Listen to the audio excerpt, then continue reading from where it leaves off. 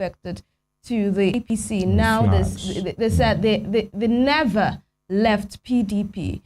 How do you think that will stand legally, where people that had already defected are now saying we never left PDP? There were video evidence. They gave speeches. They called for media conferences and all of that, and said they have left the PDP because of the rift going on in the party at the time. But legally, where does this stand? Do we still consider them PDP members, or do we say they have already left PDP? They are in AP. As we may want to put it, they are neither near here or not. Well, truth be told, this current legal crisis in the River State has also brought up comedians in course of the entire process, which is to a very large extent very sad. Truth is, the principle of he who are elected must prove.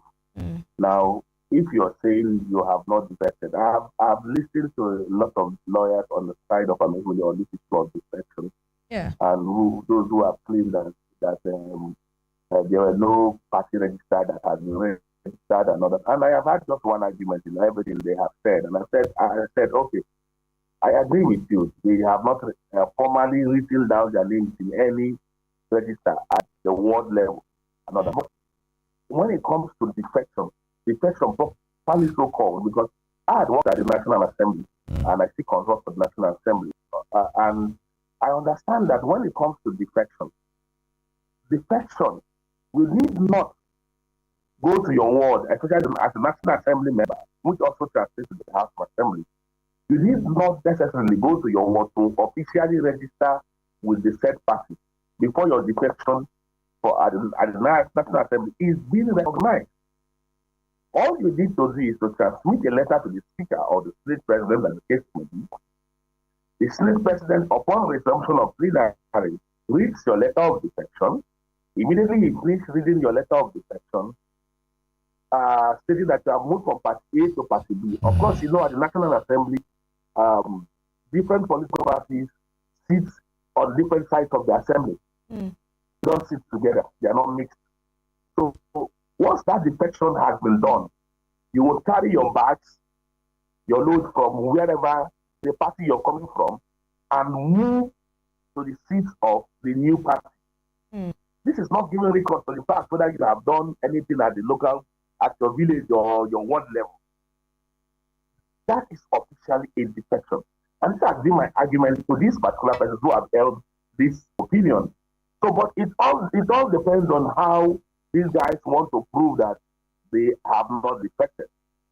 But if the defection was not done in black and white, if the defection was not, penned down, like you said, a letter written to the secretariat and all of that, do you think it counts? No, for a National Assembly member, for me, in my own reasoning, for a National Assembly member, the requirement is different. Of a House of Assembly, the requirement is different from the average man on the street. The requirement is different. I could wake up this morning and say, I start singing your mandate, and that does not make me an APC member. It does not. At all, I need to take certain steps. But for a member of the House of Assembly, there are certain steps that is actually being recognized by the House that this defection has taken place, which they have followed through in course of this whole thing, including the videos that have been tendered here and there and all that. But sadly, of course, they would want to look for it. That's why what they rely on is the issue of denial, which for me, I think may not avail them eventually, where the court decides to look at that issue of defection, hook, line, and sinker. So, but generally, when it comes to defection naturally should get down to the word of whomever is defecting in the circumstance. But this is a special situation which the formal process has taken place and has also been followed in the circumstance. So I think I do not also think it will avail them. Then I would just want to brush up a bit on the issue of Justice Lifu's decision on allocation. Sadly, I had expected the governor to as well take up an appeal with regard to the matter and stopping the implementation of the said appeal. I think when the government made the statement, my brother earlier on, Honorable Odike, referred to, I want to think that the governor did not really understand, or probably his lawyers did not brief him correctly about the details of that particular judgment. Because that judgment was devilish, that judgment was wicked. Now, in that, why I said the governor did not understand. If the governor had understood, he would even realize that even the IDRO of the state was also affected by that judgment. So the River State would have been grounded. If that judgment is being implemented as of today, River State is grounded. Yes. If we look at the judgment order of that judgment, the judgment order was not about allocation like the media had reported. I had said on different media platforms that the judgment order was not just about allocation. They didn't just stop the allocation. They stopped every money in these accounts that were passed to the particular judgment, both allocation, monies currently within ministries, departments, parastatals of private government. It was that deep. It wasn't just about the allocation. It included both our IGRO, the internal generated funds of River State. Most persons didn't even know. It was until I read the court judgment and looked at the judgment given by the court. And I'm like, what the media is even reporting is lighter than what the court had done in the circumstance. So if that judgment is being implemented today, River State will be grounded because you cannot access any funds, including your IGRO, which naturally the governor was in his statement relying on to boost the running of River State. And some of us are also praying that judgment should not be implemented at any point else. Our state will definitely be grounded. And that's why some of us hit solely and strongly against that particular judgment. So I think the governor probably was not briefed about the implication of that judgment when he was making that statement. But if he understood what that judgment was all about, he wouldn't have made the statement he made that River State can still run even when you have stopped the allocation, when they have stopped monies that belongs to ministries and parastatals of River State, and as well as stop the IGRO from coming in. How then, where do you function? Will you be running River State from his own personal pocket? The work and all that. So some of us are excited that he has taken steps to making sure that that whole judgment is placed on hold, pending determination of the appeal before the Court of Appeal. Right. All right. Barrister Odike, let me stay. Barrister Chetam, rather, let me stay with you. Now, in all of this, many persons will easily agree it's just a power tussle, using the instrument of the state to achieve these things. Okay, we are loyal to this cause, other persons are loyal to another cause or another camp. Okay, if you won't do what we want, then we'll render, whatever you are doing, we'll ground it. So when you don't have money and then you don't have enough, to run a state, maybe you will bend in it. And some will say, no, never, we'll never bend in it. We are liquid enough to move ahead. Now, the government was given, there was a notification of appeal, and the Office of the Accountant General of the Federation said, in as much there is a notice of appeal, we maintain status quo, we'll go ahead to do what we have to do to let Rivers have the money pending the outcome of that appeal. Now, it's about legality, it's about politics, it's about power play. As an activist, let me ask you before I come to Honorable Odike, what does this make us to be? Or is it just part of so? Does it happen everywhere like that? That, when some persons want to make a point or make sure that they stamp their foot on the ground, say we are the ones in this place, every other person must, dance to our tune. The instrument of the state might be used to achieve these aims. So in as much that is what is looking like, the majority of the people, what kind of people does that make us to be? I have always held the opinion that we are a product of the bad leadership that we have. Because our leaders do not fall from the sky. They come from within us. And if they come from opinion, it also shows that we have individual bad characters. And our individual bad characters are translated into the kind of leaders we have also produced over the years. I give you an example. Look at the civil service and look at us as individuals on the road, on the street, driving and trying to beat traffic lights, how much we get to beat laws and try to bypass things to get advantage over others. Even when we do not manage the thing, a civil servant will sit on the file until he gets 500 naira or 2,000 naira from whomever needs the file for the file to be processed. Now, this is the type of country we are. These are the kind of people we are. So we're not far from the leadership. We are the leaders. And leadership, what you know, starts with followers. You cannot say because when you have poor followers, you cannot have good leaders. That's why in most of my interviews, I keep on maintaining the fact that I do not sympathize so much with the governor of Rivers State. The reason why I do not sympathize with him is because he joined Wike for 8 years. He dealt with Rivers people for 8 years. He knows the character of this man. He understands the personality of this man better than the way you and I understand it. They dealt with us for 8 years. Of course, Wike president of opposition voices in this country, in this state. President of opposition voices chose to cross the governor through our throat. We accepted him at some point because we accepted it. Some of us were shouting over the way he was going about the election. You know this is the kind of person. You are dying with him. Both of you, these are the things you did against Rivers people. Today now, you are now an angel before us. To me, I don't think that such a person is an angel. You still have the same threats. Like your mentor, you can't be completely different from your mentor. And that's why I have held the opinion that there is no difference between the governor of Rivers State and the minister of the FCT. The difference is probably in their names. But because this has been a mentee of the minister of the FCT, he has been a mentee, of course, for over 8 years. He was a mentee, or for 8 years, he was a mentee of the minister of the FCT. He has the traits of the minister of the FCT. So you understand how this man operates. So when people start creating a situation where some of us will be sympathetic to the governor of Rivers State, I am sometimes restrained. And that's why I have always stood by the side of the law. What the law should be in every circumstance. If the law favors the minister in this circumstance, it is the law. If it favors the governor in this circumstance, it is the law. But as we're taking a side with respect to the minister of the FCT and the governor of Rivers State, it's sad that some of us might, it will be difficult for some of us to take sides on this particular issue. Because we are all victims of the high-handedness of the two of them. Conniving to deal with us during the election, it was terrible in our state.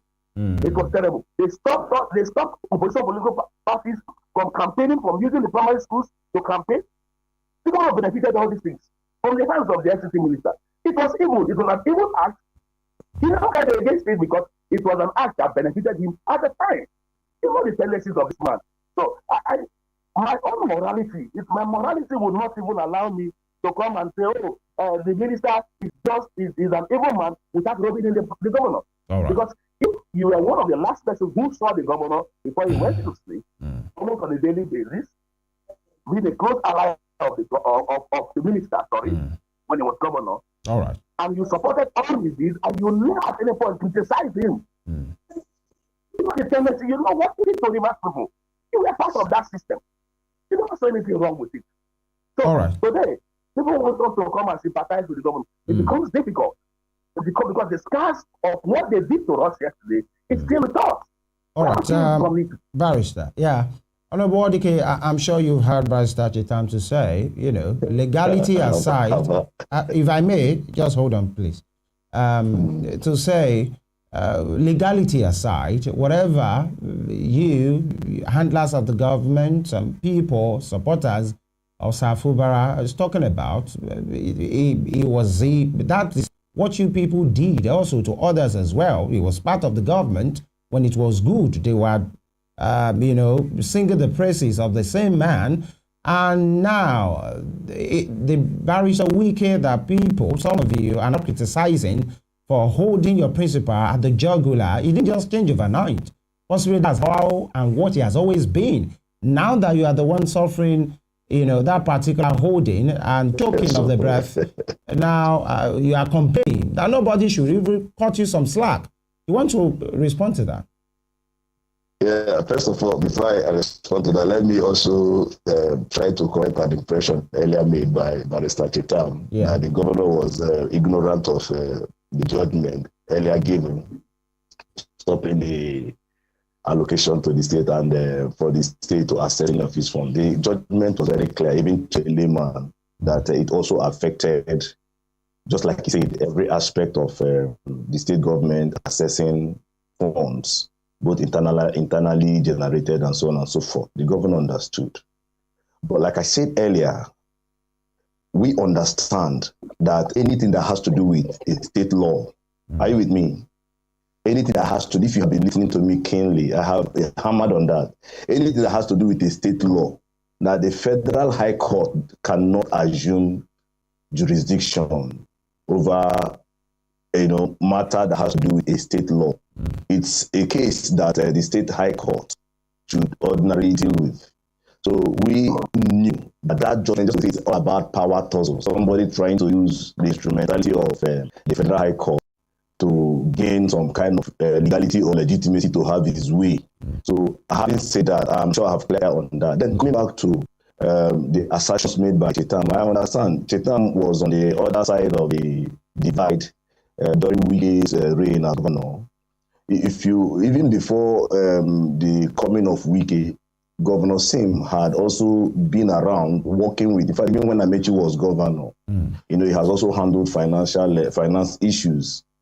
And his pedigree, Governor Sim has a pedigree. Even Amechi will attest to. This is a man with, very meticulous and very, very much down to his functions and duties, handling finances. There are certain cases I would have cited, I would not for now. But what I'm saying is that even before Wike came, for Wike to even rely, maybe kind of to see through Governor Fubara then as just Mr. Fubara, to see him as somebody fit to become his successor, goes a long way to tell about who the man is.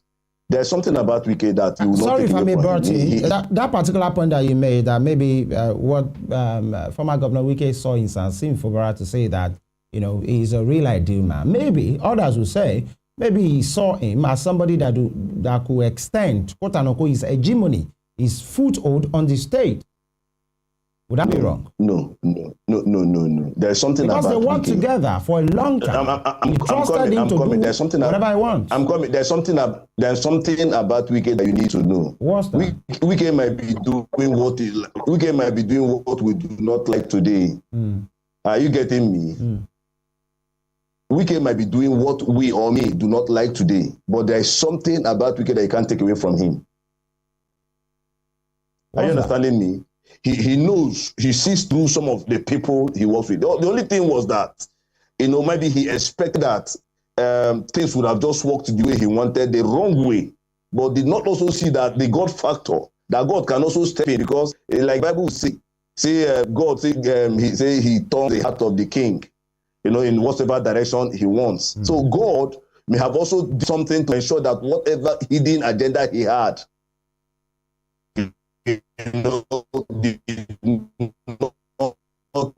all right. We'll try and connect with Honorable Odike on this matter, because I wanted to ask him, yes, God is supreme and sovereign, but I wanted to ask, was God involved when agreements were being made? Was God, involved when primaries were being run?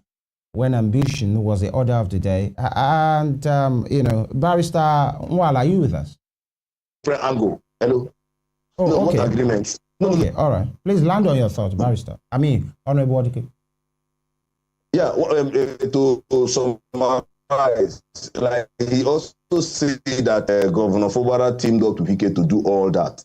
For goodness sake, Governor Fubara was not the governor of Rivers State at the time. Governor Wike was. And Governor Fubara was not in the position to make decisions for the state at the time. No, it was in the cabinet. Was in the cabinet to make such decisions? Was in the cabinet to make such decisions? He did not make such decisions. So the buck stops on Wike's table. Whatever decisions that were taken under Wike as governor should just be, should be on him and not extended to Governor Fubara. By the way, one Rivers man must have become the governor of Rivers State, and that person is Governor Siminalayi Fubara. And so far, so good. He has not disappointed. So we, as the Rivers people, should stand with him. Like I always pray that, even when he runs through, whenever he finishes his term or his terms as governor of Rivers State, he should not, be carried away and make the same mistake that people like Wike done. Let power be given back to the people. Let the people have the power and decide for themselves, so that nobody makes himself a god. So far, so good. Most people will tell you that Governor Fubara has really respected them. He has really shown respect for the people, and that's what we want. Let the people have way, and not the other way, and where somebody is just up there, choking it down the throats of others. I do not think that the reason why Governor Sim Fubara really allowed people to have their say, respects the people, is because he wants to carry the favor of the people. Because if the people are with him, and probably Minister Wike has the support from the central, he has more advantage with the people behind him. Probably that's the reason why he is, tilting towards the people, respecting them, and doing what, they want him to do. Well, you're trying to look into the motive, but let's just refrain ourselves and look at what he is doing and applaud him for doing well so far. You don't think we should look into the motives? We should look at the motives too. No, if you look at the motive, for instance, now, okay, if that is motive, it's a good one, because but like I said, if you listen to my statement, my prayer for him is that he should not take in former Governor Wike, after he led up as governor of Rivers State. Let him allow the people, decide for themselves how they should go and how they will carry on. Why I'm asking this over the people. If I may, why I'm asking this is, if there were not to be any rift or rancor between Governor Sim Fubara and his predecessor, who he calls his Oga before what happened, do you think Governor Sim Fubara will be a people's governor? Yes, even before he assumed office as governor, a few times I've had interaction, with him, even from a group perspective. I saw in him as somebody who cares for the people. I remember a particular statement he made to a particular youth group, mostly of youths, on a particular day. That was before the election. He told them he's going to govern the state with the youths, with the people. Perhaps people just saw it as a kind of a promise made for political advantage and all the rest. And when I began to see, him playing it out presently, I say, yes, he has kept to his promise, what he said. So I don't think that he's doing it because he just wants to gain an advantage. That's me for you. I look at people and I can tell you by discernment to know who they are. What he's doing is exactly his nature. He's somebody that respects people, respects others. So that's what he's living up to. Let me take this as your take home on this matter, or your parting shot rather. Barrister Chitam says something, and many, especially the opposition politicians, said it, that the election of last year, of course, it has come and gone, but we're talking about the process. And many oppositions were stifled. They were denied venues. And, there were back and forth about the conduct of the election, how it was, tampered with different angle and different things, just because somebody was in charge and he said, we are in charge there. And he took it literally. So, and he was doing this because he had a prodigy that he carried on his hands, which is your principal right now. So when you are trying to say whatever happens or whatever had happened during the reign of Governor Wike should be tailored and put on the table of Governor Wike, there was somebody that got the advantage at the end of the day, and this is your principal. So are you saying whatever happened during that time, whatever chokehold, allegedly that the former governor had, that was a beneficiary who is now your principal? What do you say to that? Okay, Femi, I have already said before now that in Rivers State of over more than 7 million persons, that there would have always been one governor. And that governor today is Governor Sam Fubara. Yeah, who people say benefited from the high-handedness of his former boss. You know. Okay. Honorable Wadike, can you hear me? Well, I will not insist. Rivers people voted him, believing in who he is, and it is based on the vote of Rivers that he's governor. Even after they have done all that, if Rivers people decided to vote another candidate, they would have done so that people were by that laws made by maybe what do you call it, executive orders and laws were made by that particular government, stopping people from easily accessing places for campaign. Look, campaign is just an avenue to even through social media and other avenues, traditional media. I'm not sure you want to discard the importance of campaigns. I'm coming. People were also able, everybody, even day, look at somebody like Magun Sabi, who was one of the most vocal opponents of Wike. He is following Wike. He's supporting Wike. He's following Wike. So look, let's leave it. Everybody had their reach to the people, and during the election, the people decided who to vote. All right. And in this case, Governor Fubara was voted by majority of Rivers people, and that's where we are. All right. So it's not because Wike did all that. If Rivers people decided to vote against Fubara, Governor Fubara wouldn't be governor. All right. Now, Chetan will not agree. Chetan is shaking his head, but I understand he because he was on the receiving end. All right. Whoever he supported, Barrister Chetan, allow you to. Yes, thank you, Honorable Wadike. Allow Mr. Chetan to respond to that, and I'll take that as your parting shot. Okay, I'm going to just give really quickly. I'm going to just do a breakdown of a few things that have happened. You know, when you try to exonerate the governor from every action of the minister, then while he was governor, it's really unfortunate and it's really sad that you're going in that particular line, and it's something that I least expected in the circumstance. Because let me say this: every action of the governor got the approval of every action of Mr. Wike got the approval of governor. Then, why do I say so? People like Opunabon Kotaria resigned from Wike's cabinet. Because he had principal disagreement, issues of principle, and disagreed with some of his policies and his modus operandi. Left government. If you are not properly about what this person is doing and you are in his administration, what do? You resign and you leave the government. If this fight did not happen, the governor would have been a puppet like he was for the first 3 months in the hands of the minister. And that is why the minister chose him as governor. So because he wanted a puppet to control. This is what we have seen that has happened, that has played out in Rivers. It's just like Wike is saying that he did a wrong investment and all that, because he never envisaged in his life that the governor was going to have a sharp disagreement with him like he is having currently to him.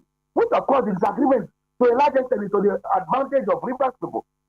However, that does not exonerate the governor from what had happened during the election. All right. And when you say Rivers people voted, I would not also agree. I would not agree, because we know how this thing was fostered down our throat. However, that's on the side. When I also that the governor is throwing the line of the minister, he's not wrong. I give an example. This last local government election, we should go. A man who never contested the election was sworn in as vice chairman of my own local government. What local government? Which local government? Local government. A man, he was returning officer for the APP in the election. The APP lost in my local government by their own arrangement. APP lost 1-1. Meanwhile, the person who was returning officer for APP was now sworn in as vice chairman for the local government, the vice chairman of the local government. Interesting. How does that happen? How do we say we say he's different from the minister? There's no difference between this governor from where I sit and the minister of the FCC. It's not different. We are still in the same backwardness of Rivers, and we will not have this bad. All right. Thank you, gentlemen. Trust us to stay on this matter and more, in as much as about the people, in as much as about the rule of law, and having the developed democracy from Port Harcourt to Ado-Ekiti to Shogbo to Tiscom to Abuja to Kano to Jigawa, everywhere, Jalingo rather, who trust us to stay on this matter. We'll be speaking with some gentlemen, Honorable Bernard Odike, assistant to Governor Sim Fubara New Media, and of course, Barrister Chetam Unwala, Pan-Africanist lawyer and activist. Thank you, gentlemen, for your time and take this morning. We appreciate you. Thank you. All right, and this is where we pull the brakes, to return tomorrow, God willing, on this matter and more. You can have a recap of this program on our YouTube channel at Western Spring Television. We said it is an anniversary week, WSTV at 2, and of course, Rave 91.7 FM at 9. Femi Ojo is my name. God willing, we'll see you tomorrow. Bye. Of course, we'll see you tomorrow. My name is Evelyn Ohiola. Thank you for joining us. Return tomorrow for another interesting time. And also tomorrow, Femi, we are going to be having an on-air colloquium by 12 o'clock. Right. And our panelists are people you really want to hear from. The topic of the day, between reforms, political courage, and social reforms. We are going to look at why we are where we are at this time as a nation. And the reason why we should leave where we are. Yes, where we should be. You do not want to miss this. We are going to be having Professor Tunji Oguyemi in the house, Magaji Boyega Adeju in the house, and of course Dr. Paul Alaje to speak to this issue. My name is Evelyn Ohiola once again. Bye-bye.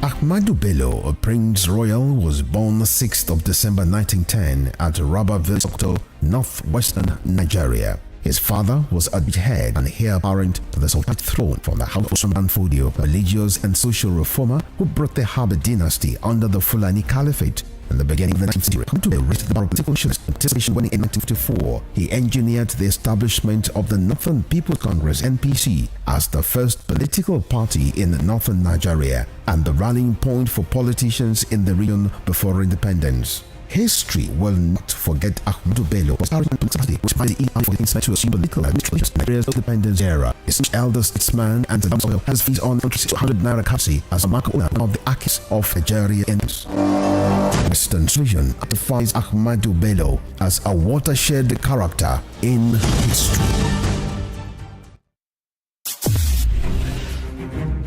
Since assuming the mantle of leadership in Osun, the state of the Living Spring, Governor Ademola Adeleke has left no one in doubt about his avowed commitment to the overall development of the state. The footprints of his transformative agenda span through education, transportation, health, self-welfare, social infrastructure, among others. Living Spring Update, a weekly diary on Rave 91.7 FM and Western Spring Television, Channel 190 Star Times DTT, will extract Governor Adeleke's development agenda for your listening and viewing pleasure.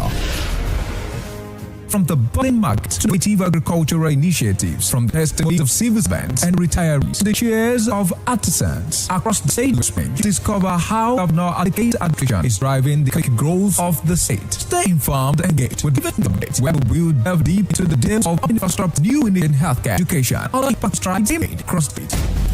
Tune in every Wednesday on Western Television at 6 p.m. and every Saturday on Rave 91.7 FM at exactly 2:30 p.m. You can follow us on all our social media platforms at Western Spring Television and at Rave 917 FM as we tell the story of how Governor Adeleke is shaping Osun into the beacon of development and opportunity. Living Spring Update is a production of the Office of the Spokesperson to the Governor, Governor's Office, Oshogbo. I am Josh Too Funny. I'm a comedian and I like to make people laugh. Fly up! But it's not funny that we're losing our unique gorillas. We only have around 100 left and they are threatened by habitat loss and traps set for bushmeat. So please say no to illegal bushmeat because protecting nature protects us all.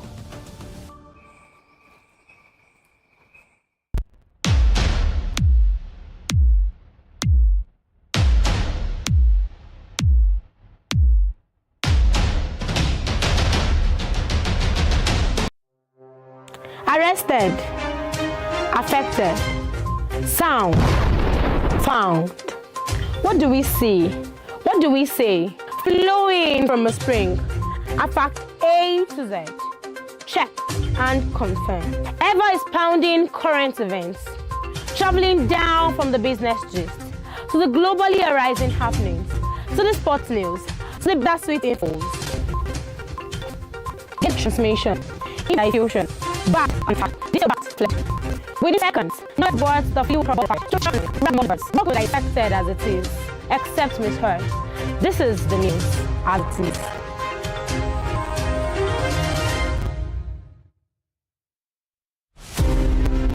This iconic African presents the narrative of a man destined to exert an imperishable global influence in Western education. His was a story of a freeborn, captured and sold into slavery. He was born in Oshogun, a native Yoruba village near Iseyin in Okiogun axis of southwest Nigeria.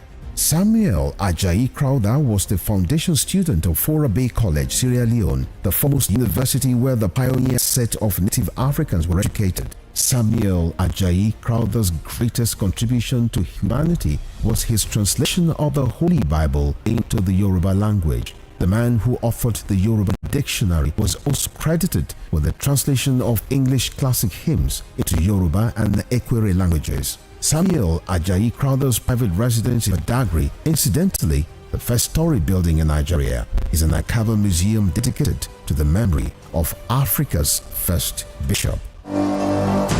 Western Spring Television identifies Samuel Ajayi Crowther as a watershed character in history.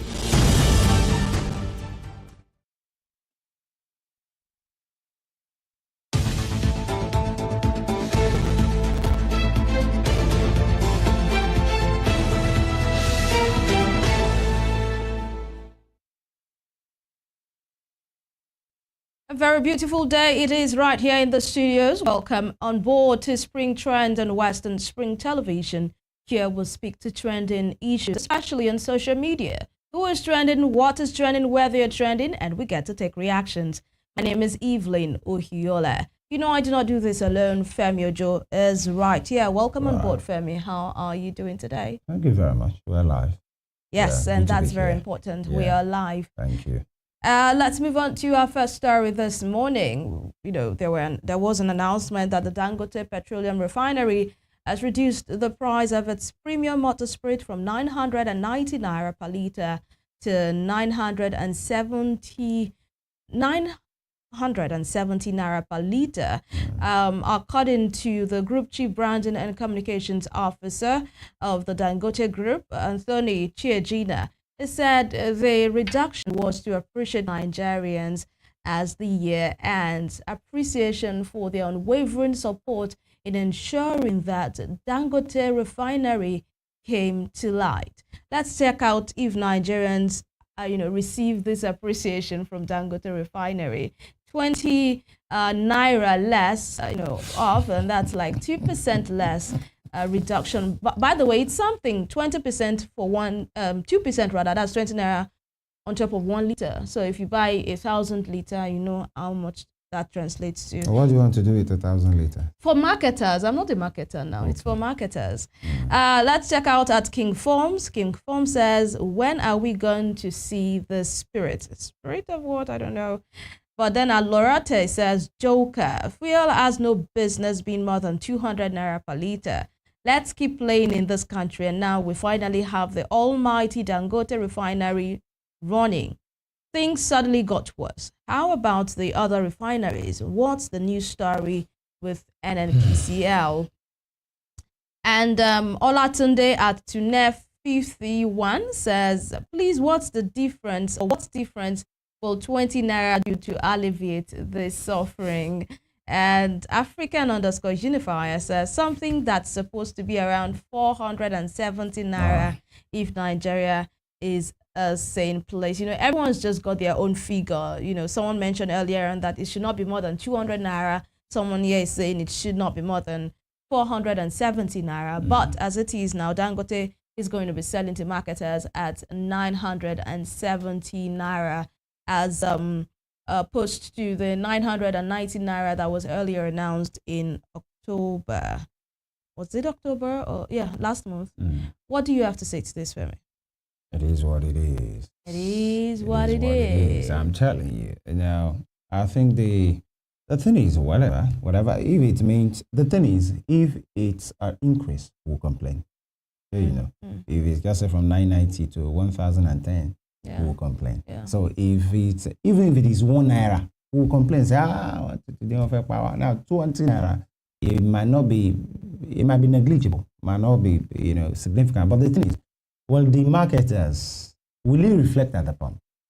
That's the question. Will that 20 naira difference reflect at the pump, for Ipman guys or the major marketers? She will see it. That 1,030 naira, 1,050, 1,100 they are selling, will they remove that 20 naira? The answer, the possibility is like 90% no. But do you consider this reduction insignificant? It is, actually. But, for marketers that will buy maybe 1 million liters, it might mean something. Yeah. But in the final analysis, it might mean nothing, actually. Okay. But then... Because final analysis to the last consumer, it might not mean anything. It might not get to them. That reflection might not get to them, actually. That's the thing. But we still have to say thank you to Dangote Refinery, by the way. We still have to say thank you. You know what the Yorubas say? You know what the Yorubas will always say? That is, if you thank someone for what he or she did yesterday, there is a possibility that you'd get another today or tomorrow. So we're hopeful that there might be further reduction in the, from Dangote in the coming months. Let's move over to our next story this morning, which we're going to launch with a video because a lot of people are speaking, especially about the economy of this country, and we have seen influencers and celebrities also lend their voices to this pain. Of course, some people have added the tea in front, but it is what it is. This one is not what it is. My hand no did that thing. Wait, don't talk. Speaking. Let us hear what he has to say. We'll come back to take reactions. My original question was so if people want to leave America and try to find those... Leave America and go where? Back home. Let's be honest. Go back where? It's not cool back home. It's not? My country now is in the economy now is in shambles. But if people are leaving, I do my part. Yeah, I'm an ambassador. So when I go home and I'm filming and showing, I'm not gonna show the bad parts. I ain't gonna show all the. You're not gonna try to slum. You're not gonna show trenches. No, I go to trenches. I film trenches, but I'm talking about the situation in the country. Yeah, we Nigerians, you know what I'm saying? Now the exchange rate is messed up. A lot of stuff not going well. You know what I'm saying? The economy is just not good anymore. The oil prices are too high. And imagine a country that produces oil. We produce the oil, and we pay more money for oil than a country that's importing the oil. You know what I'm saying? So there's stuff like that. But regardless, entertainment is one of the things that's made Africa look good. Yeah. We do not have the best leaders. That's a fact. All right, it's the accent for me. I'm going to go back home. You know what I'm saying? I'm not going to go back home. My economy right now is in shambles. So I'm going to, do some... Please maintain this accent. I should mention the accent, Please, right? maintain the accent, Yeah. So this is Davido speaking about Nigeria's economy and telling the world that the economy is in shambles. And he's been speaking. And, Pajo Igokwe and All Progressives Congress chieftain thinks that Davido should not have opened Nigeria's, whatever, in the open like backside. Maintain it. You must finish it. Oh my, let me come back over back. It's the accent for me. Please, say how you used to talk to us here. Let them feel the Nigerianness in you. Yeah. But then, let's focus on the meat of that particular discussion, what Davido has said, and it has elicited controversies. And a chieftain of the All Progressives Congress, Joe Igokwe, reacted to that particular video, saying, "My in-law Davido has made me sad by telling the world in America that Nigeria's economy is in shambles. This is very sad. I will advise him to retract the statement ASAP. Nigeria made Davido. End of discussion. QD. Let's take reactions at this time. Akura58 says, I like Davido, but this was not necessary. I have a friend in America that visits me 3 times a year, and he never complained about anything. Even when I complained about something being expensive, he'll tell me it's nothing compared to how much dollar is. And he's trying to bring in more friends from America. Why will David? They are doing you don't talk. Why will David say such thing? A place is not good for you does not mean it's not for everyone. And Ruli_King1 says, Davido, thank you so much for being brave enough to speak the truth. Right. God will bless you forever. And King_Last says, but this is just a reality. Businesses are going through a lot. Davido needs to be given some accolades for speaking up. And Tremil Eronazi 860 says, bread 2,500, PL 1,200, rice 150,000 naira. And you're saying Davido should retract his statement.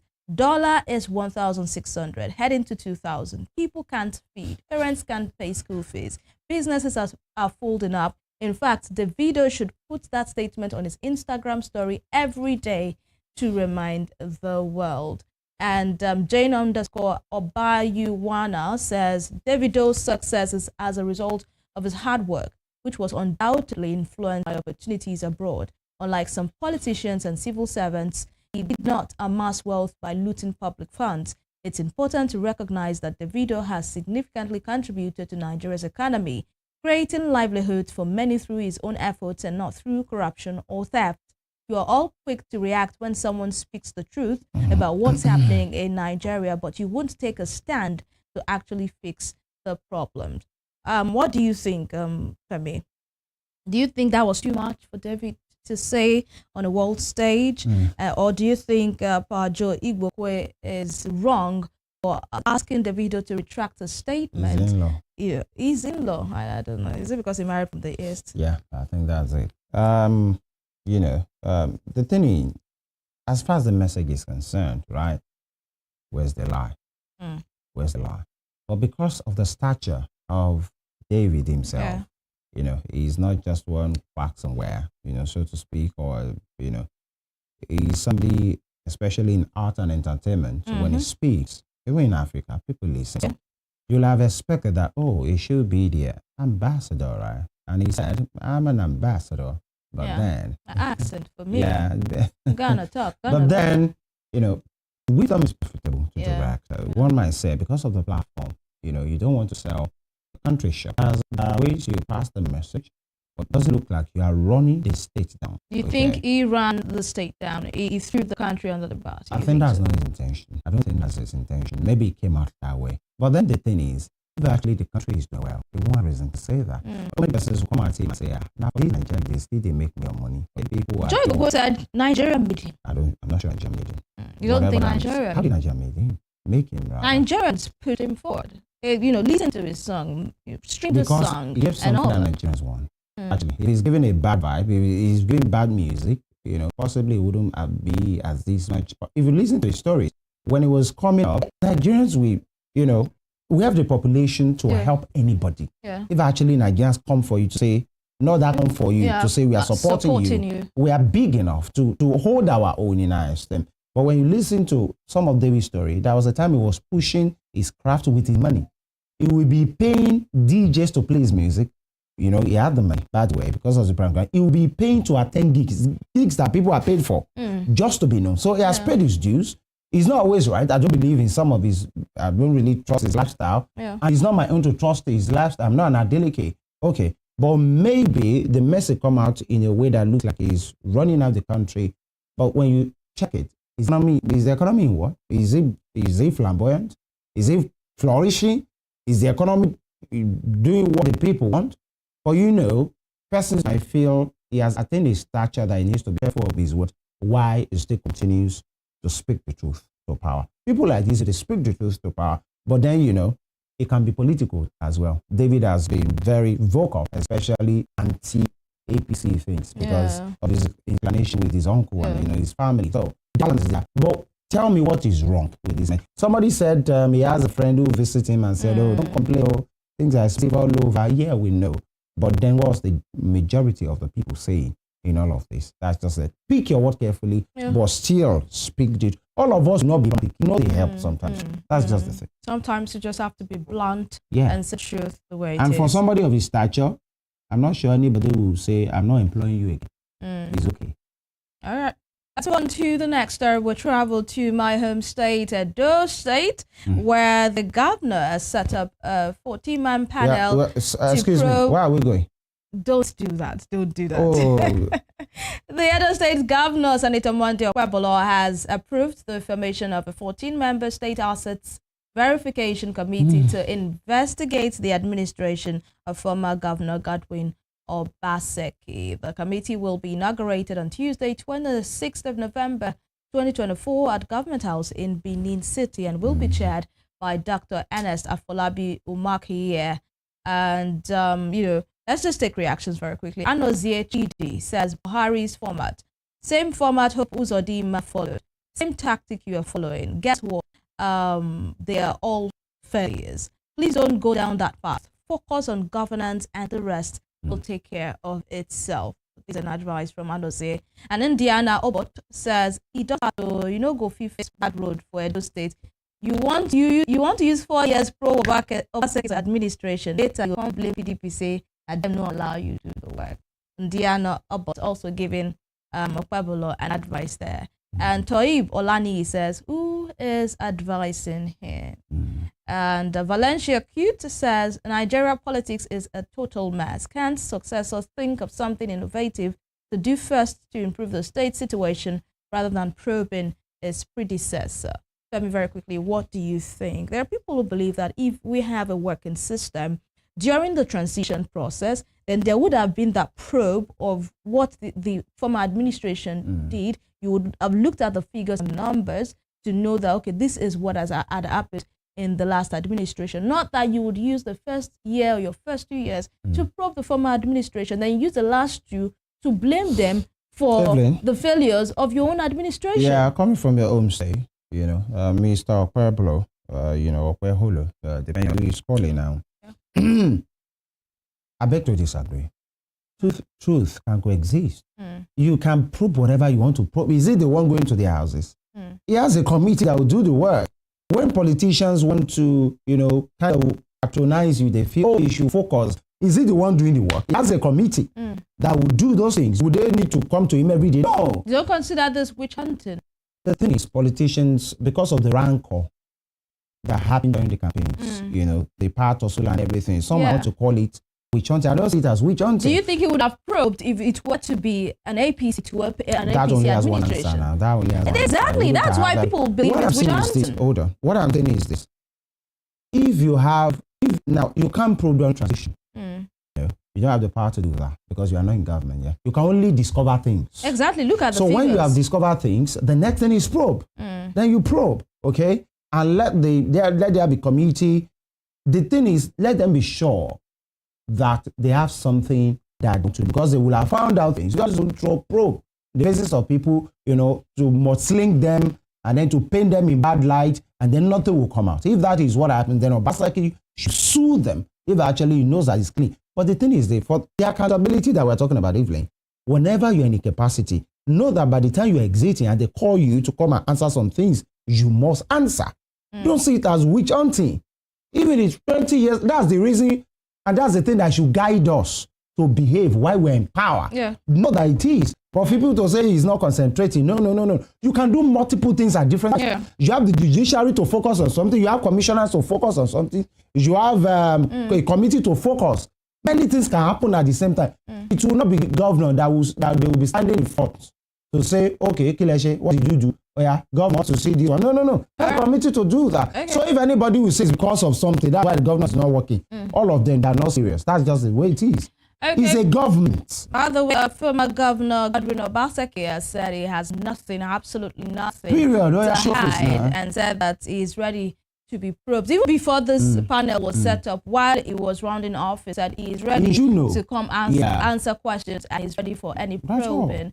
But then people have questioned as to the previous probes we've had in different states and even nationally, what results did it provide? And I think that's why people do not trust this process of probing. As a charade. That's the show this morning. Thank you for joining us. We'll make a return tomorrow for another interesting time on Spring Trends. Thank you so much, Femi, for coming on board. Thank you to our esteemed viewers for doing this with us today. Until tomorrow, have for yourself a good and productive day. My name is Evelyn Ohiola. Bye-bye.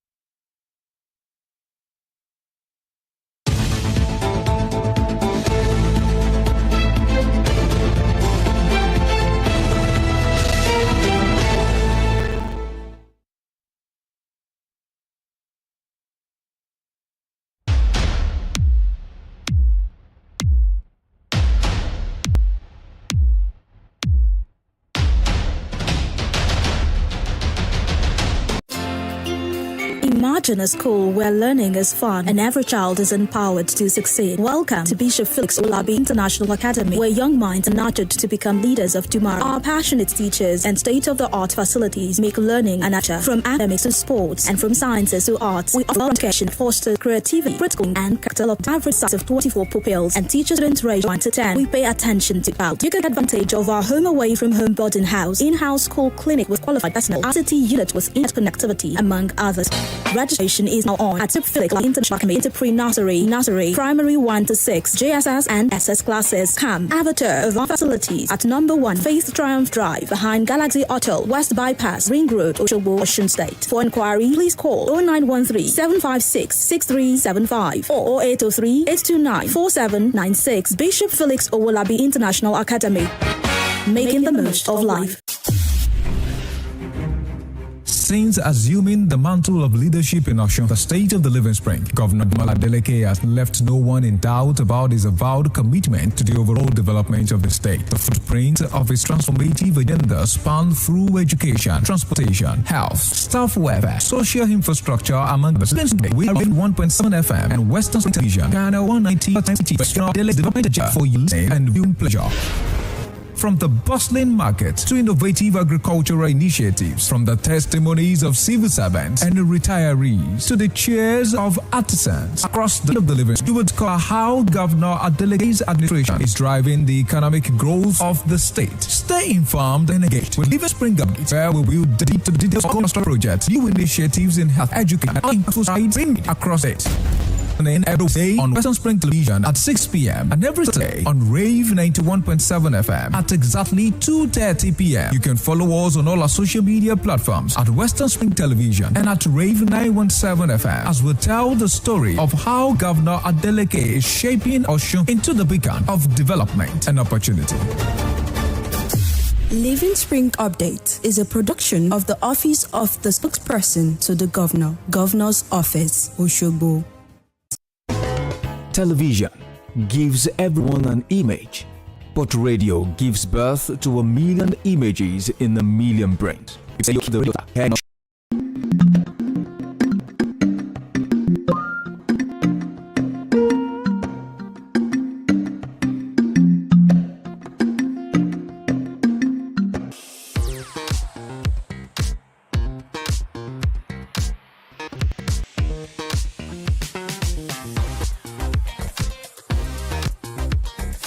Turn it up! It's the Wild Wild West, and Western Spring Television is pulling out all the stops to make sure that you don't miss out on every of the fun and happenings around you. Yup, we've got you covered because your girl got all the juiciest tidbits and entertainment news from around the world.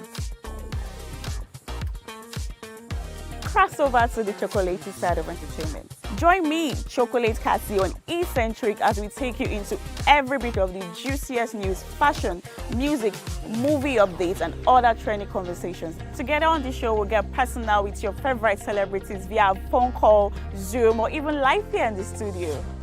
Eccentric will be shown on your TV screen on Western Spring Television, channel 190.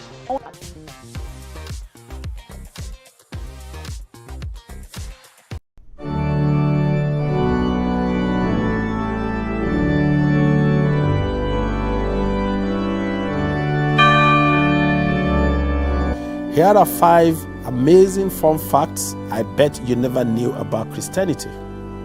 Number 1, there are over 2.4 billion Christians worldwide. Amazing fun fact number 2. The Bible is one of the best-selling books of all time. With 100 million pieces of Christians believe in heaven and hell. The Bible is the most translated book in the world, with more than 3,000 languages. Amazing fun fact number 5. Most Christians throw science out of the window without realizing that most scientists are Christians. Hello, I am Pastor Steve Akinwumi. And I am Dr. Adeoye Oyewole. Join us as we highlight and discuss day-to-day issues pertaining to the day-to-day living of every Christian. Issues in Christendom shows every Sunday on Western Spring Television, channel 190, only on Star Times. As a player, there's nothing better than the roar of your crowd. But Nigeria is a roar that may not be heard again. Fewer than 50 lions left. They could be extinct in the next few years. From loss of habitat because poaching.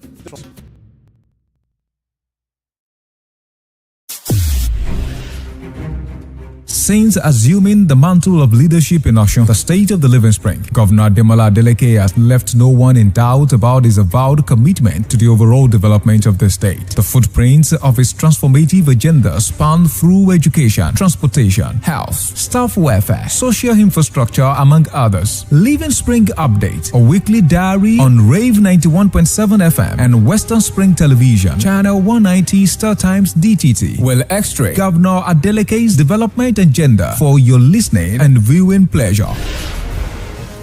From the bustling market to innovative agricultural initiatives, from the testimonies of civil servants and retirees to the cheers of artisans across the state of the Living Spring, you will discover how Governor Adeleke's administration is driving the economic growth of the state. Stay informed and engaged with Living Spring Update that will be in details of approach, new in health, education, and other powerful strides being made across the Tune in every Wednesday on Western Spring Television at 8 p.m. and every Saturday on Rave 91.7 FM at exactly 2:30 p.m. You can follow us on all our social media platforms at Western Spring Television and at Rave 917 FM as we tell the story of how Governor Adeleke is shaping Osun into the beacon of development and opportunity.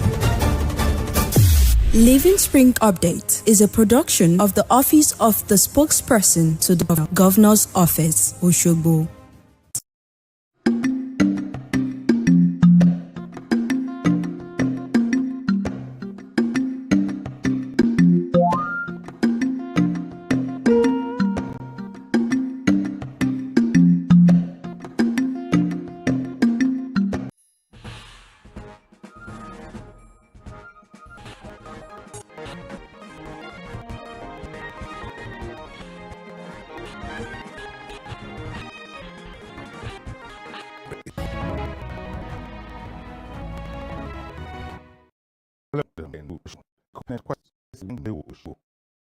The questions we hope to raise on this edition of our interview program will focus on entrepreneurship. The simple definition of who an entrepreneur is that he or she is the person who makes money by starting or running business through financial risk taking. Our guest is here. He will give us a more implied definition. My guest on the program today is an accomplished entrepreneur who has spent over 21 years of diverse experience across many, call it multiple industries, and you will be right. A first-class degree holder in chemical engineering from University of Lagos. Yes, Akoka. And then listening to that, one may find it difficult and wonder why this very prolific academic has veered or moved on into entrepreneurship. In the course of the program, he might have cause to explain.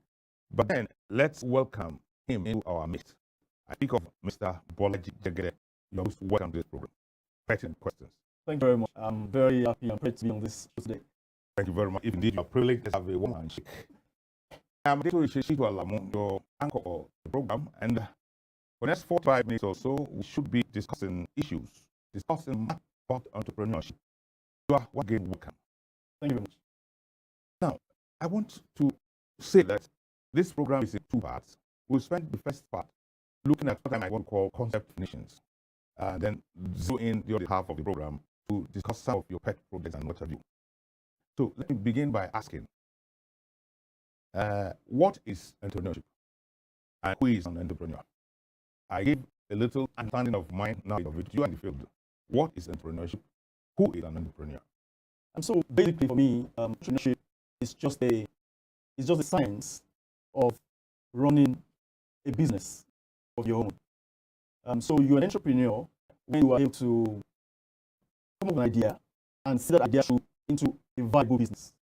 And by entrepreneurship, it also means that you are a problem solver, because the basic essence of entrepreneurship is the ability to actually run a successful business, solve a problem in the community, create jobs by employing people, and contributing to society.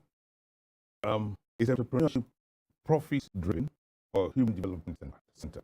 So entrepreneurship is in different categories. There's some people who call themselves capitalists, and they're driven by profits. There are some people who call themselves social entrepreneurs, in which case they have a human face to what they do. In which case, whilst you're trying to make profit, you're also human in the way you conduct your business. So largely entrepreneurship is profit-driven, but it will also have a human face to it. So how is entrepreneurship facilitated in our country, locally and internationally? No, everything good in the developing world is often very different from how it is supposed to be done in the developed countries. So how do you facilitate entrepreneurship in our land? So when you look at Nigeria or Africa, entrepreneurship has become very difficult. Because what needs to be on ground to help entrepreneurs is almost not there. You need as an entrepreneur, sometimes what you need is funding. And funding is very difficult to come by in Nigeria, and probably also similar to in many African countries. And so the bedrock of entrepreneurship is problematic.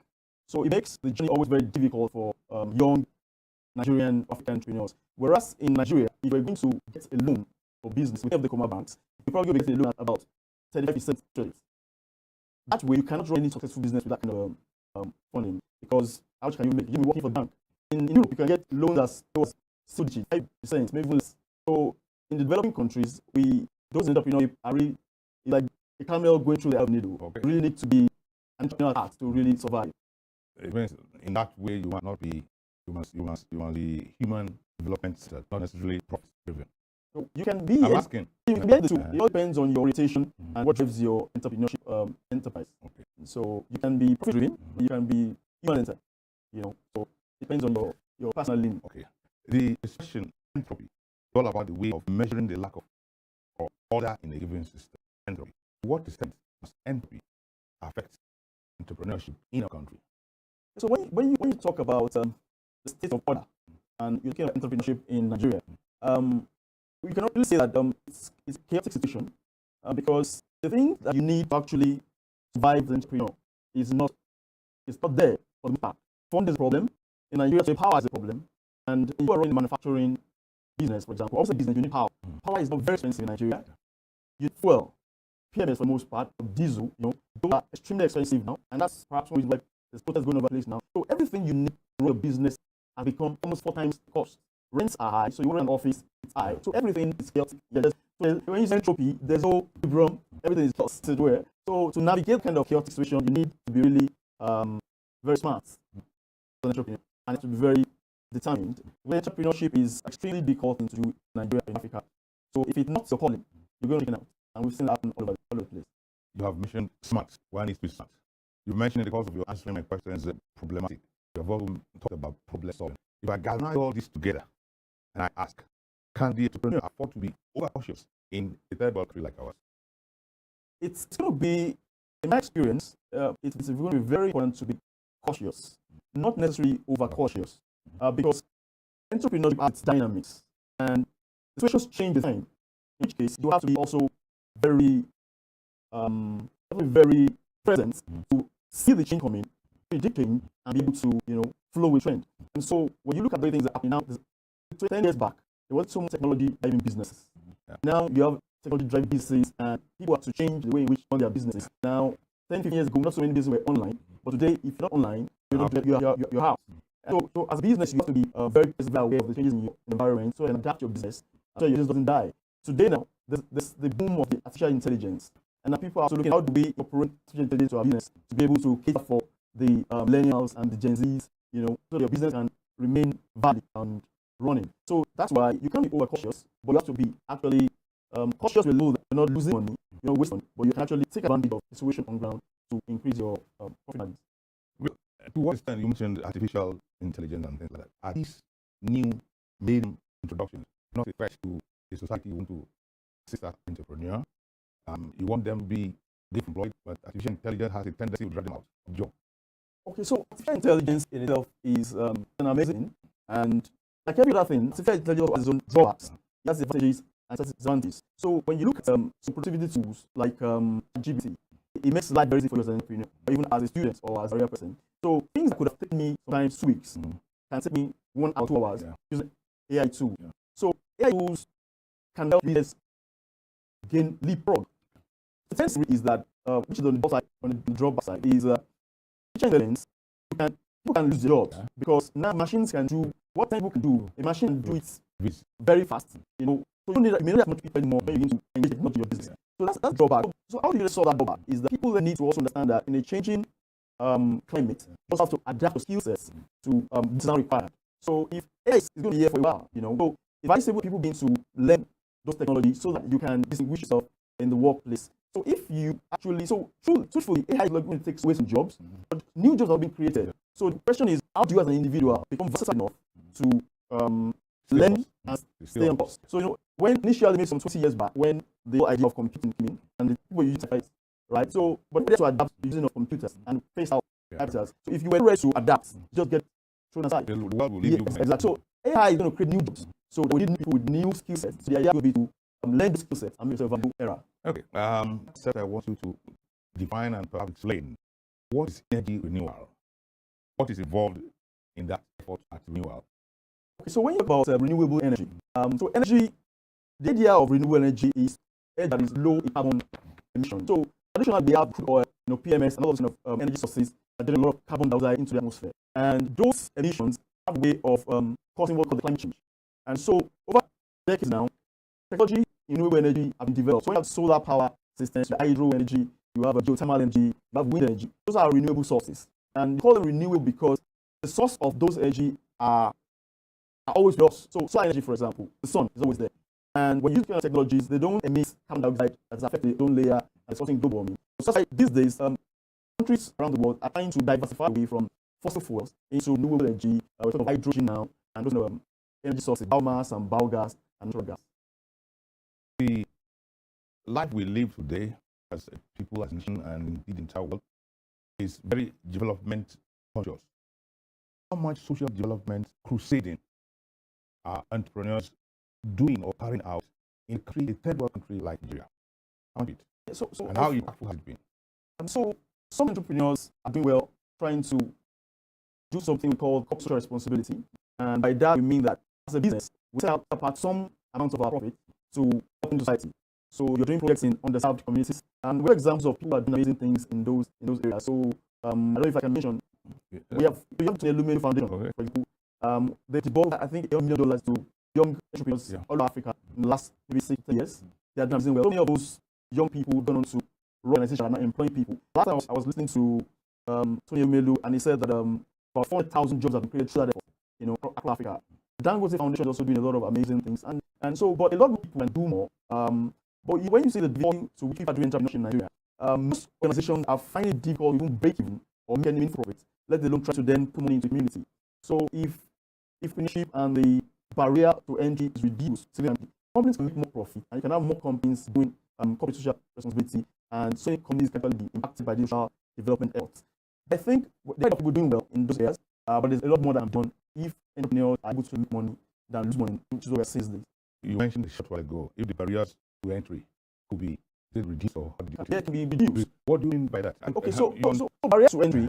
So now we talk about funding, and if you want to start a business, you go to any of the commercial banks and getting money at about 5% interest. That's already impossible. The banks who help it out these days are banks like Bank of Industry and the Bank of Agriculture. They have rates around 10% and maybe 12% in the Bank of Agri. So that at least is better. You know, but it's always best that we get things like JIT interest rates. That's on one side. The other side is multiple taxations that businesses face in Nigeria. So you have so many layers of taxation, and that becomes prohibitive. You can have in some states, you have 6 kind of agencies levying you, and it becomes problematic for someone to run business when you're paying so much tax. You can hear rate tax, station tax, you can hear local government tax, you pay PAYE, there's income tax. Then if you're in the gas industry like some of we do, you have NSITF, you have all sorts of things that you have to pay for. Renewal, ownership renewal. At the same time, a company also expected to pay a contribute to the pension of your staff. So how do you do that? What are you really making? You can put your staff HM, pay their pension, pay your PAYE, income tax. Income tax is probably around 30% now, maybe thereabout. So you pay PAYE. So it's like you're working with the government. So that's why people are cutting us. You know, now you can't pay duties at all. The rates are actually people can't buy this anymore because the income, the rate on new cars are not high. Maybe around 35%. I get that time. So people can buy cars.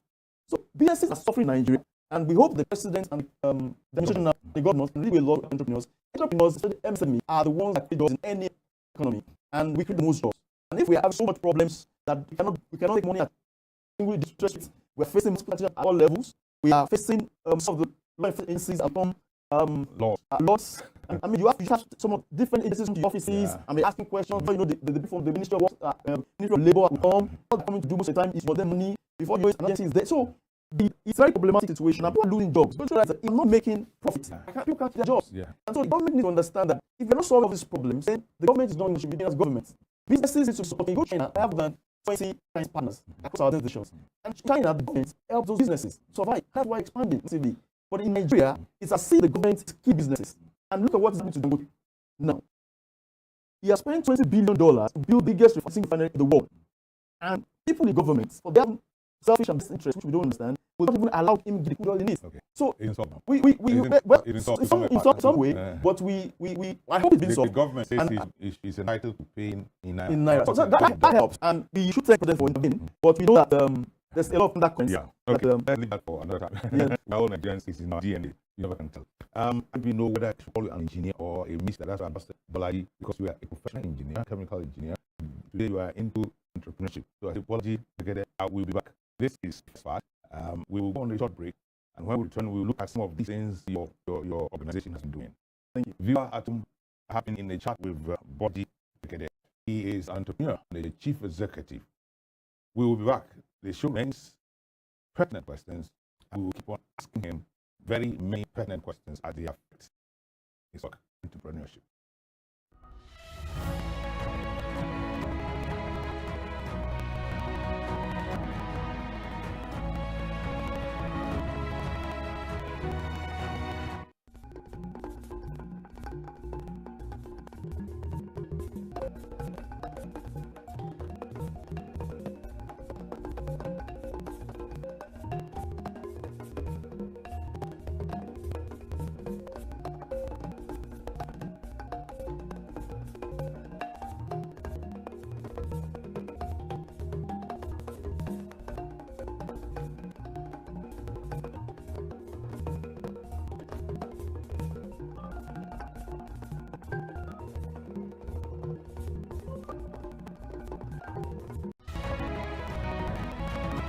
To go with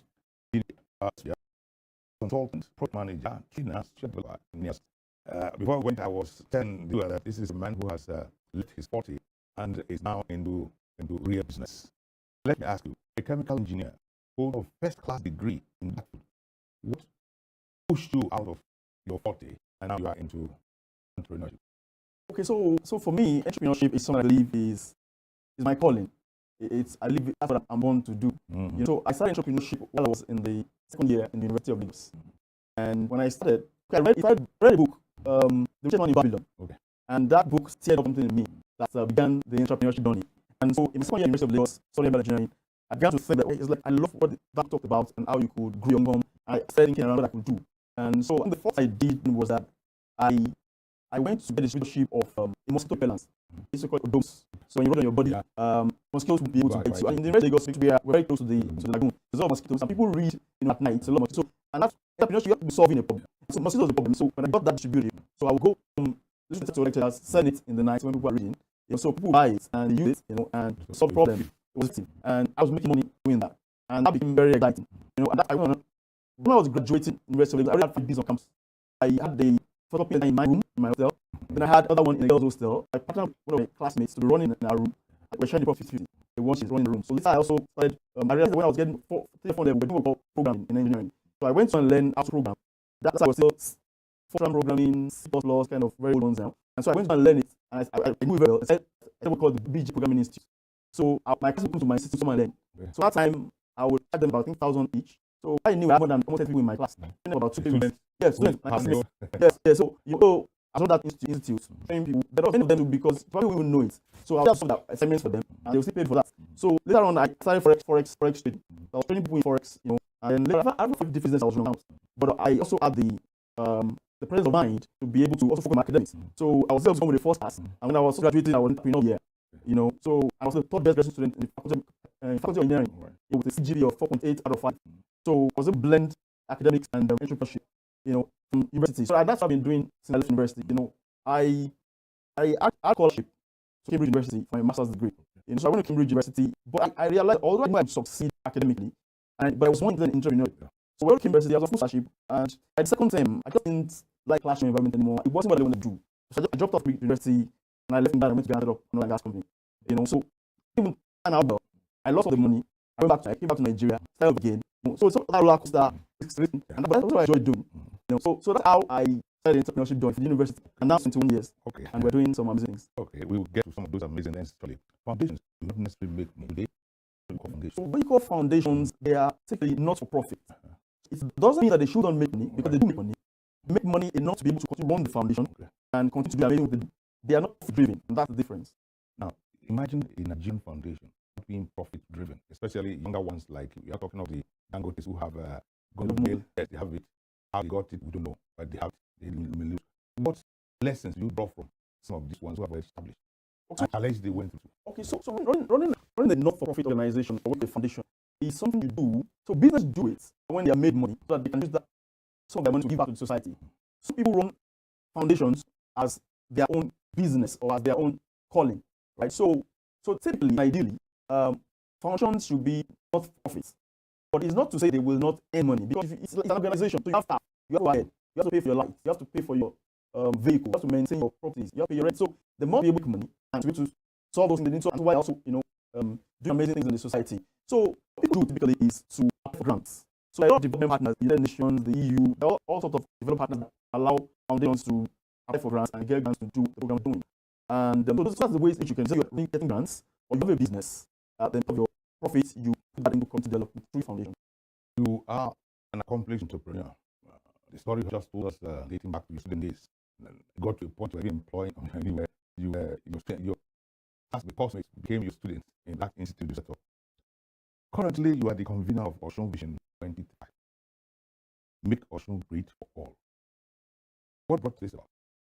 So, Osun Vision 2035 is one of my initiatives that I came up with to help Osun State, to transform Osun State into an economic powerhouse in Nigeria and Africa by 2035. That's 11 years. That's 11 years time. And the idea is to be able to maximize the opportunities that Osun State actually presents. So in the area of tourism, in the area of economy, in the area of technology, in the area of entrepreneurship, leadership. So the idea is so what that initiative is going to be doing is that we have about 8 strategic objectives or initiatives that will crystallize into making Osun State that powerhouse that I hope that it can be. And that of course involved a lot of key players, entrepreneurs, the young people of Osun State, government, key stakeholders. We have to, rally around that initiative for it to be a success. Okay, you mentioned you have about 8 objectives. Yes. Is food security one of them? So it's the agricultural revolution, and that's where food security actually comes in. And Osun State is geographically positioned in a manner that Osun can become the food basket of Nigeria by 2035, and that's the objective for under the agricultural revolution of Osun 2035. Osun State should be the food basket of Nigeria 2025, and that's very possible. I'm very excited that yes, you said that's very possible. Perhaps I allow you to tell how possible and how practical. So we at Osun State, we have a lot of very good land, and there is no local government in Osun State that does not have 1 or 2, 3 crops that they produce. Now we have a lot of fish farmers in Osun State. We have a lot of people in piggery, in farming, all sorts of agricultural. The idea really is if able to galvanize stakeholders around people and create an environment to make agriculture attractive young people, it's possible to actually make Osun State a factor of Nigeria. That's what we're going to be doing. We're going to launch the vision itself in November this year, November 11th. And the team at summit is going to be making this summit, as part of the revolution, making Osun State the basket of Nigeria by 2035. And so we have invited to be a sort and international exhibition that brings together stakeholders in the agriculture. People coming from abroad to also exist. And you're going to bring agricultural technologies together, policy makers, entrepreneurs, investors, farmers, all key stakeholders within the state, within Nigeria, and even internationally, because we're inviting consular generals of different embassies who will also in turn go to share ideas with investors for their countries. Already now, Chinese companies are telling me they don't exits. We're having in the UK, they're telling me that they want the details, they can, some UK companies come in the bit. It's likely going to be the biggest agricultural expo in the history of Nigeria by the planet. Okay, it's your bit. Then I have pause there because maybe we have a funny way of bringing you back so that you can pay for the services. What I'm doing now is just to learn the ABC of entrepreneurship. So we keep that until another report in November. Then you are also convener of Youth for Development Initiative. That concept, is it? So the idea of Youth Action for Nigerian Development Initiative, that was the very first initiative that I put together on the foundation, the Paddy Foundation. And the idea was to actually, when I look at Nigeria, it's largely youth population. And so the idea was for me to be able to, how can we utilize the energy of the youth to bring about national development? And so what I began to do was to do youth-led programs to bring the youth together in areas of entrepreneurship, leadership, human care, education. So we set up the Nigerian economy into the key areas of development. And we began to run programs for young people. And so the idea was for me to see, when I was centered up in 2015 or 2014, that was for me to kind of contribute to the development of Nigeria. And that's what's always supposed in my mind. We couldn't have started from one small, maybe your state, talking about Nigeria generally. Makes it a little more. So now the idea is quite futuristic. Okay. So in Nigeria, the idea is where we want to get to in the future. Okay. So oftentimes the program been running in Osun State, in Lagos, and it can only, so this initiative can only spread Nigeria when it's adopted, far and wide. Talking about adoption, there is a concept. You adopt a community concept that your foundation is also looking at. Yes. So the adopt community what is project. What is it? Now, so why did I come up with that adopt a community? So I've been doing community development since I was in my training level. I started business in level. In training level, I was already boss with other students. You yourself. Yes. So this time to be rich then. No, so I'm not actually rich. No. I'm not actually. So I'm rich. No, yeah, I know. So I'm actually rich. So in faith, but I'm the kind of person that can say I do for a living. Yeah. So I can have $8 now, and I can give out $18. That's what drives me. So what drives my entrepreneurship is the things I really want to do in the foundation. So I do the business I do because I want the money I make to do humanitarian things. So I'm actually more invested in the foundation, but the business I do it but can solve problems in the nation. And so that's why so I adopt a community. So what I realized? So I realized that I've been doing community development work now maybe for over 15 years. So I realized that I do things in different communities. So sometimes I feel like I can't really see what I've done, but we've done a whole lot. And so what I want to do with adopt community, what I'm doing with it is now when we adopt community, we complete our activities on that community. Okay. So we have a test run that we do right now in a Lala community in Osun State. It's in a 2 months of local government, and we do it for 3 years. So what I do is a farming community. It's a cluster of 26 communities. They have a king, Lala community. And so I went to the community and I spoke with the king and I saw what they were doing. They were farmers, and they said, we don't see government has not reached us. It's like with the dark, and that we are happy if you be able to help. So I said, okay. And then I took them to the government. Because I consulted for the government in Osun State, and also bank industry in Osun State. So I took them to agriculture, and they want to give them funding for their agricultural businesses. So right now, they got about 3 years of funding bank for agri, the past 3 years, and they're doing very well. Their agricultural, they can do better because now I'm trying to look for even some of that cheaper fund for them. That's not the thing we have done. They have a problem with water. They have only one borehole in that community, and so they had a generator that passed the borehole. So they come back. So they had 3 liters for water. So they were calling. The king was telling me that this water problem. So I told them that the foundation will get them a generator. We have funds for it because we have funds with a lot of things. And for the past over 10 years I've been in the foundation, I have been dying from anywhere. I always use my money because I just enjoy it. But now I realize that it's impossible to do more want to do with support, and now we'll be seeking support. So buy the decision for them. I just buy my advice. Look, it's going to be from this family. The community needs a generator, and I've given our generator. So my work hopefully take it to my way. And I took my generator and I went to give them in the community. So now the water, they can come and have water. And when you join the face of the people, I mean that's what makes me really. Have you released what Madam allowed you to do? So the glory of God. I'm asking that question. Yes, have you played? I have God has replayed. Because one of 2 weeks after that, I gave them a 6.5 kV generator. It was bigger than what they needed. So I said, okay, let's power the primary care center, the palace and water system. So 2 weeks after, my father just called and said, oh, he had 3 generators. Why didn't one? And so he gave me a generator. You know what? Exactly 6.5 kV. My father gave to me. It's new. And that got factor. The amazing things that happened. So before we pick up round up completely, I'm interested in this Lala community. Yes. Apart from this, what kind of impact would you say is being made on this? Do we see the potential of that small outlet becoming a bucket as you? No, absolutely. And that's the goal. So when I was talking about the Osun State being the idea is to actually approach it on a community-based level. So Lala, for example, is an agricultural farm community. So they have farm, they produce maize, they produce cassava, they have cocoa, and they do pepper and tomatoes. So they're going to, already now I'm talking to some investors. We are about to be setting up a factory in Lala there. I mean, the people that have been doing there, the king already gave me a right of land to build the factory, and I'm not paying for that. Okay. So within the Lala community, he's also giving back to us, So we don't have that processing facility in Lala that will be providing maize to this flour, cassava to Gary, and that so tomato is a trick one. Looking at the already have a cast for those. So anything we have off the cast for them. The challenge we're having now is getting funding for them. So the challenge with the funding that they've had, when the funds come in, because of the approval bureaucracies of the place, when funds come in, it doesn't come in, they need it. Okay. So even return becomes a bit problematic. The site is very bad. So what I'm trying to do for them now is I'm going to take a loan myself, which we can get, and then I'll take the loan myself, can pay the bank, and then I'll load the bond to them. The money, I get money at the time they need it.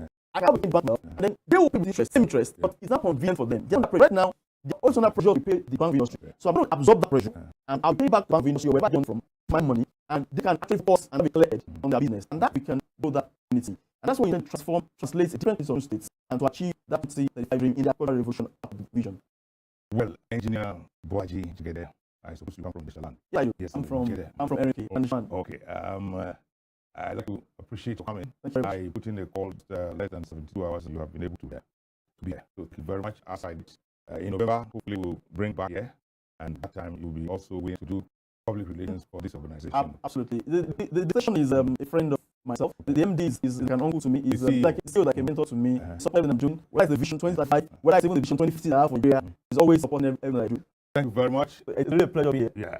I want to Lagos this morning. I have to just share that trip to be here. You can still get Lagos today. I do that. To you at home, I have been speaking with Engineer Bolaji Jekide, a business manager, consultant, project manager, trainer, social developer. And he tells me he's also in public speaking. We'll discuss that much later about this broadcasting house.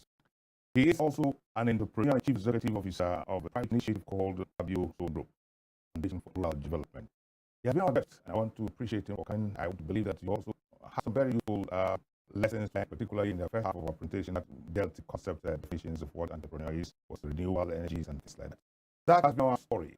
I do Shit Lamu with my name. Next week we'll be here again with another guest. Thank you very much. Goodbye for now. Until next week. So long.